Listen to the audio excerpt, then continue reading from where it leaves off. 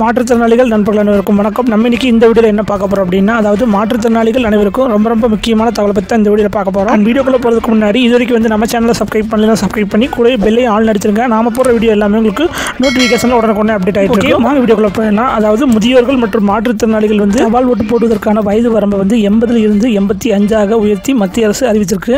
அதாவது 80 வயது மேற்பட்ட முதியோர்கள் மற்றும் மாற்றுத்திறனாளிகள் தபால் ஓட்டு போடும் வசதியை இந்திய தேர்தல் ஆணையம் வந்து வழங்கி வந்துட்டு இருக்காங்க. இந்த நிலையில் தேர்தல் ஆணையத்துடன் வந்து கலந்தோசித்து மத்திய அரசு மக்களவை தேர்தலில் தபால் ஓட்டு போடும் வயது வரம்பை வந்து 80 இருந்து 85 உயர்த்துவதற்காக அறிவித்திருக்காங்க. கடந்த சட்டமன்ற தேர்தலில் 80 வயதுக்கு மேற்பட்டவர்கள் 2 முதல் 3 விழுக்காட்டில் மட்டுமே தபால் ஓட்டு முறையை பயன்படுத்தியதாகவும் பாக்கி 98 விழுக்காட்டினர் வந்து வாக்கு மையங்களுக்கு சென்றதாகவும் தேர்தல் ஆணையம் வந்து விளக்கம் அளித்திருந்தாங்க.